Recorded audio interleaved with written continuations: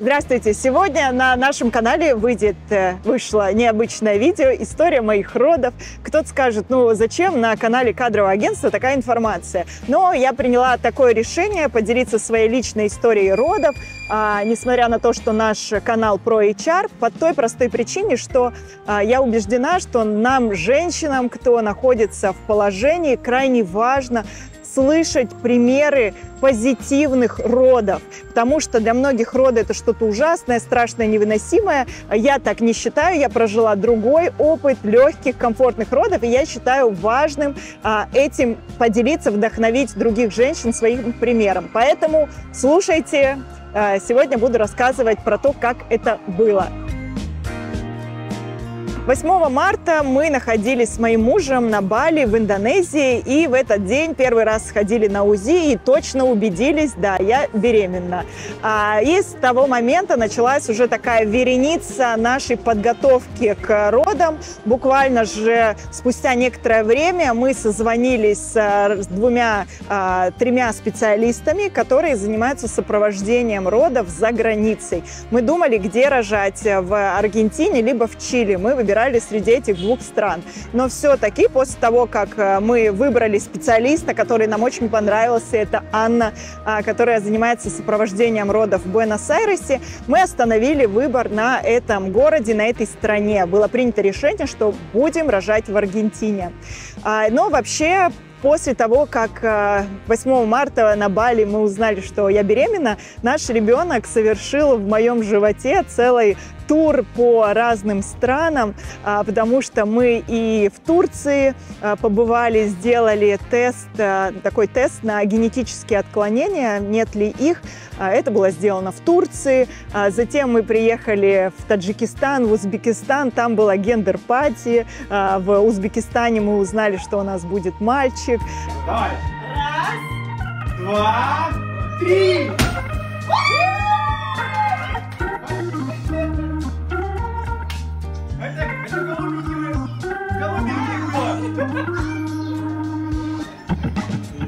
После этого мы ездили в Марокко, там тоже какие-то были движухи, связанные с тем, что у нас есть малыш с его анализами. И, короче говоря, вот такое путешествие сделал Петя в моем животике. Оказавшись потом в России, мы приехали в Петербург. Я остановилась там на докторе, который в течение 3 месяцев вел мою беременность. После этого мы поехали в Европу, тусили там. Короче, порядка, наверное, 10 перелетов совершил вот этот вот юнец в моем животике, и все было довольно-таки комфортно. Так, 4 сентября мы приехали в Буэнос-Айрес. Это была примерно уже 32-я, наверное, неделя моей беременности. И мы здесь уже осели для того, чтобы ждать день X, когда же я рожу.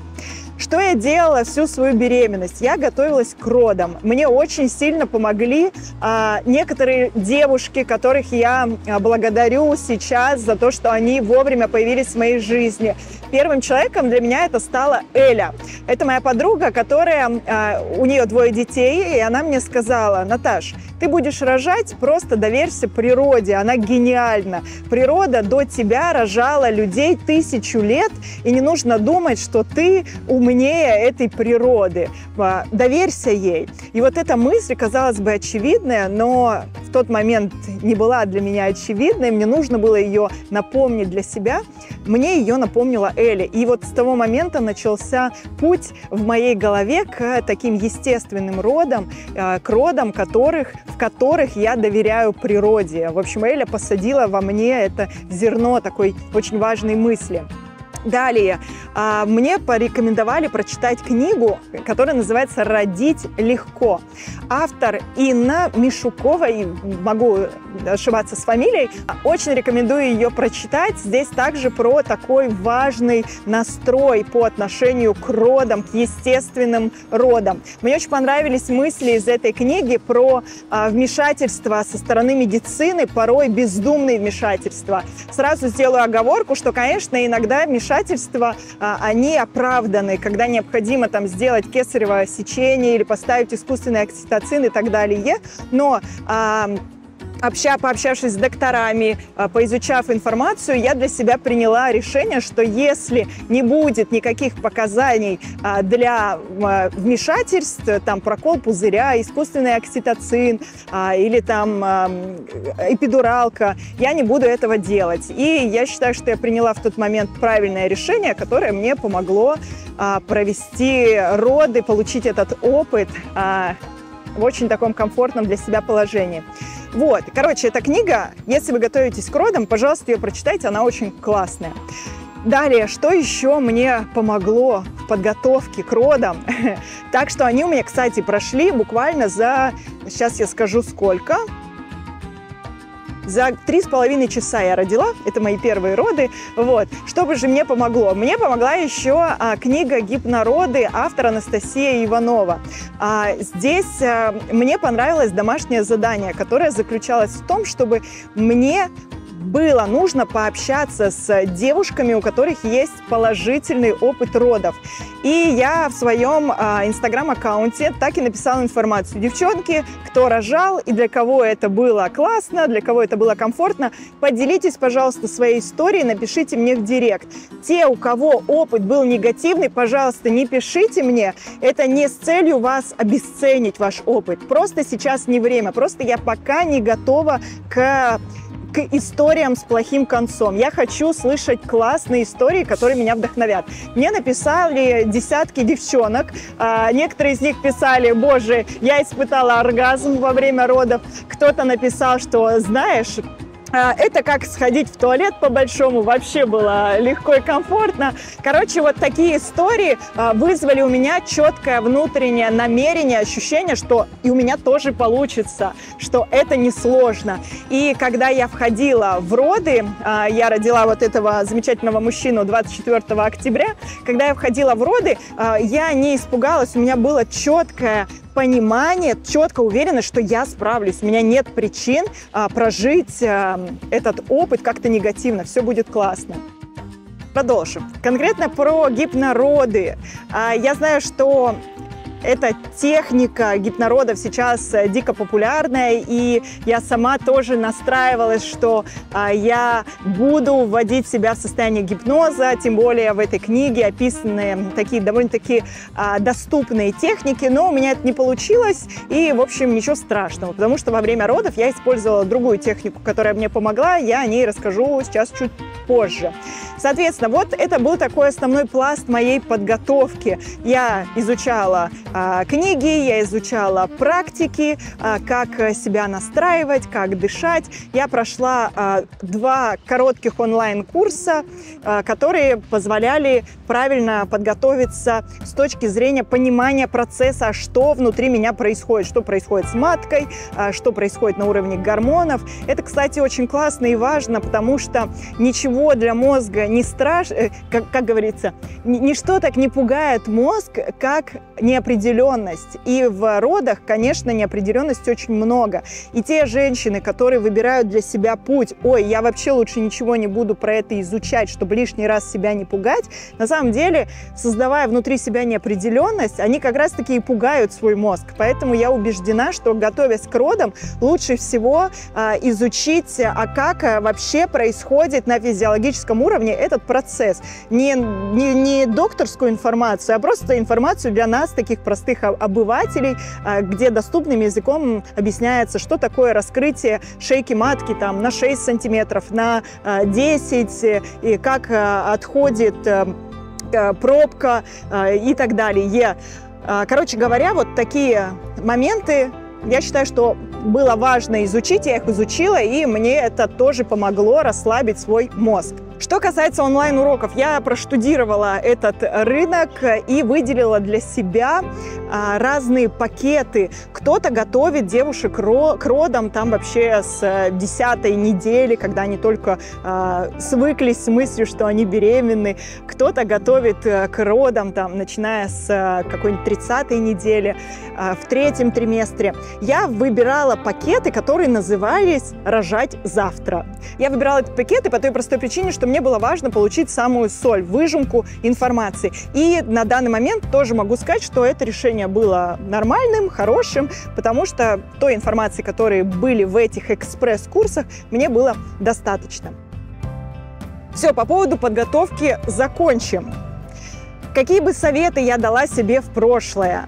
Знаете, я так много изучала конкретно про подготовку к родам, про настрой, про дыхание, но очень мало информации читала про то, а что вообще делать с малышом, когда он родился. И могу сказать, что в этом было мое упущение. И сейчас, если бы я могла себе в прошлое обратиться, я бы сказала: Наташа, больше изучи информацию про грудное вскармливание и изучи информацию вообще по уходу за малышом. Условно, как мыть ему попу, как выпускать из его животика газики, как ему помогать это делать, когда у ребенка случаются там регрессы сна и так далее. Короче, вот информация про уход, потому что когда ребенок родился, я поняла, что роды это вообще для меня оказался самым легким этапом.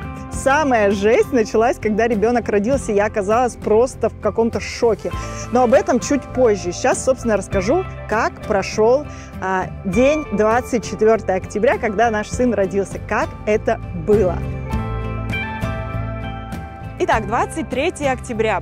Через 5 дней у нас должны быть роды по предварительной дате родов по ПДРу. Но как это водится, ПДР это, конечно, такой себе прогноз, 50 на 50, будет или не будет в эту дату. Вот. Ну и, собственно, я хожу 23 числа, покупаю какие-то штуки себе в дом. Я так довольно-таки сильно и хорошо прожила этот этап гнездования. Мне было невыносимо, если какого-то предмета дома нет, который мне точно нужно купить. Он обязательно должен быть в нашей квартире. Короче, вот этот этап я прожила. И 23-го докупала какие-то штучки и не подозревала, что завтра буду рожать.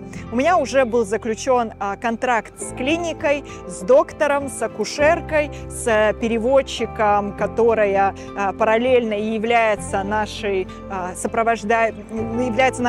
помощником по сопровождению родов в Аргентине, Анной. И Анна же выступала и в качестве даулы. Короче, прям супер незаменимым человеком для меня в итоге Анна стала.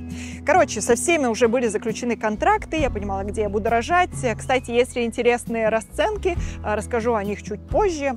Кстати, у меня была очень крутая акушерка, она принимала роды у дочерей Марадоны. А Марадона в Аргентине это прям бог. У него здесь даже есть своя церковь. Церковь во имя Марадоны, имени Марадоны, да? Короче, я вот немножечко прикоснулась к такому священному. Вот такая у меня была классная акушерка. Итак, 23 числа. Простите за такие откровенные подробности, но я скажу, у меня отходит пробка.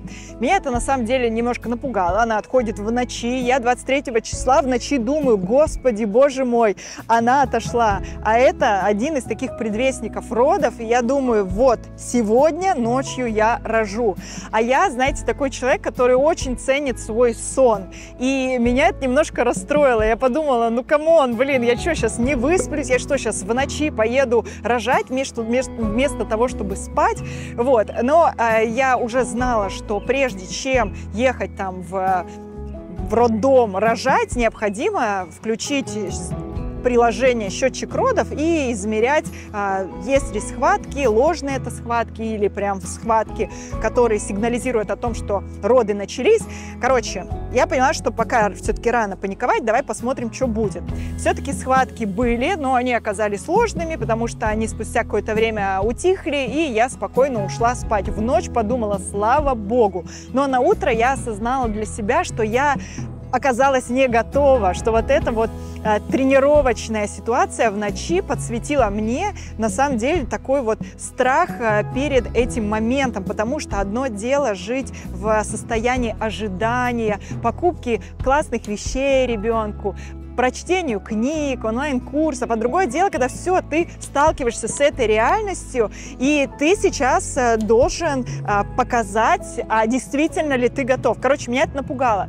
И слава богу, что у меня на утро была запланирована онлайн-встреча с моим психотерапевтом Еленой. С Еленой я работаю уже давно, больше года, я ей доверяю, мне очень нравится работать с этим специалистом, и очень классно так совпало, что она оказалась в этот день со мной на связи. Мы провели с ней медитацию, которая позволила мне немножко угомонить внутренний шум, еще раз напомнить себе, что я доверяю природе, я доверяю своему телу, я отношусь к нему, к своему телу, как к своему другу, оно меня не подведет. Это было очень кстати, и я вот также могу сказать сейчас ретроспективно, что работа с психотерапевтом во время беременности – это очень классный инструмент, который позволяет собрать мысли в кучу, и я думаю, что этим пренебрегать не стоит, если такая возможность есть. Так вот, провели мы медитацию, и проходит какое-то время, и я понимаю, что у меня снова что-то вышло, но это уже не пробка. Я скидываю фотографию того, что у меня вышло, простите за такие подробности, акушерке, и она говорит, что все это выходят, отошли воды. Это уже 24 октября, это уже примерно 14:00 по местному времени. После того, как она мне это сказала, я включила приложение «Счетчик схваток» и начала фиксировать ощущения в животе.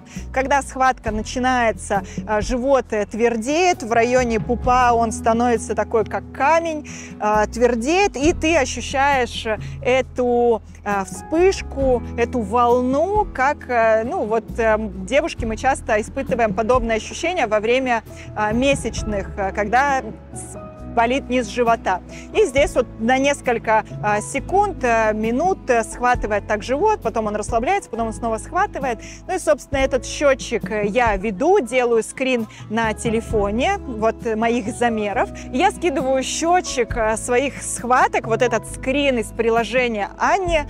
Она говорит: все точно, сегодня будешь рожать, надо ехать в роддом. И я так расстроилась, потому что я положила себе там вкусную еду, шоколадочку, только начала обедать, и, значит, такая информация. Я в нее сразу не поверила, потому что в моей картине мира, ну, если воды отошли, то это значит, прям много должно что-то из меня вылиться. Вот. Но оказалось не так. Оказалось, что мой сын все это время своей головой держал пузырь, и который позволил излиться в воде совсем чуть-чуть, а не так, как в фильмах, знаете, когда женщина идет, и у нее там просто выливается фонтан. Вот. Такого со мной не произошло, поэтому я не поверила, я записала Анне голосовые, что: Анна, ну, может быть, не надо, в принципе, что-то как-то не похоже на схватки, это тренировочные, наверное, и вообще это остатки пробки, наверное. Она говорит: так, все, ничего не говорим, вызываем такси, встречаемся в роддоме в 17:00.